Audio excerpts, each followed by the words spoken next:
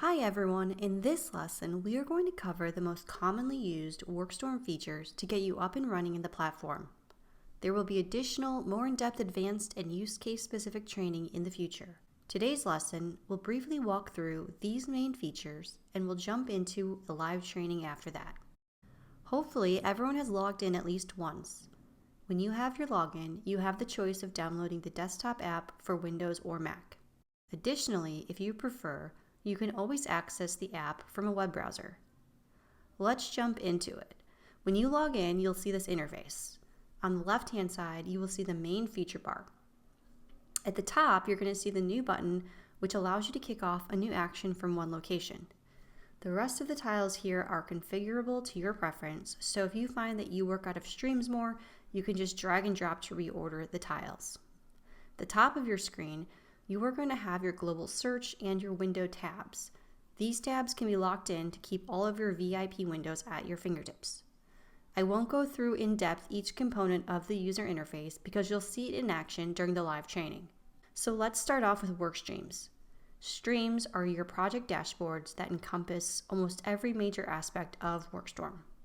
From the dashboard, you are going to have access to the description of the stream, events calendar, files, tasks, and communication channels. In the Events panel, you will be able to select to show upcoming tasks related to the stream and/or events on your Microsoft or Google Calendar. The Files panel will be a library of documents uploaded into channels, tasks, or to this window itself. Tasks will give you a view into the tasks you've created or been assigned to. Finally, channels will include any one-to-one or one-to-many messages related to the stream. For each of these sections you'll see in the live training, you can click on and expand that specific section. These panels are also configurable and modular, so you can create a layout that best suits your needs. We can take a closer look at the Messages feature. From this menu, you will be able to see your direct messages, channels, streams messages, and announcements. Announcements are one-to-many, one-way broadcasts, typically from HR or leadership. Couple of other things to note, you can securely invite external guests. Any message that has at least one external guest will have the orange globe next to the message name. Within any message type, you'll have access to start a call with one click and share files. One key tip to organizing your messages is to create folders. Folders will help you organize groups of messages and will be particularly helpful as your list of direct messages and channels grows. For example, you might have a folder by client, department, or topic to help you find what you need quickly. Workstorm offers native video conferencing. I previously mentioned that you can start a video call from any message. You can also choose to schedule a meeting using the Workstorm calendar connected with your Microsoft or Google Calendar.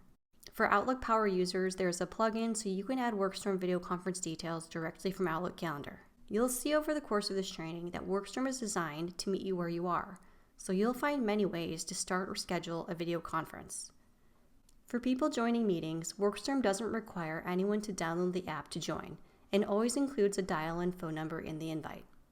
Very quickly regarding the Workstorm video conference interface. We are currently on a Workstorm meeting, so if you take a look at your active meeting window, you'll see a toolbar on the left. You are going to be able to check attendees, add guests, share screen, record, change your view from speaker view to gallery view, and mute your audio or video. Workstorm connects you to your most accessed files, and you can add files two main ways.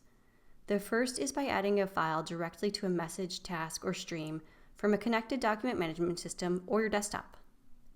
The second is going to the Files menu on the left sidebar and adding files to any of your major document folders. Sharing files is very easy in Workstorm. You can share a file from the Files menu or from wherever the file lives in a task, message, or stream. As an added control, when you add a file from your desktop, you can set specific permissions for how people engage with your document. You can decide if people you share the document with will be able to download, share only, or preview only.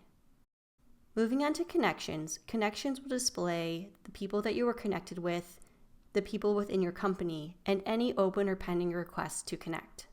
Settings will be your main spot to add a profile picture, set notification preferences, and connect additional accounts such as your Microsoft or Google account.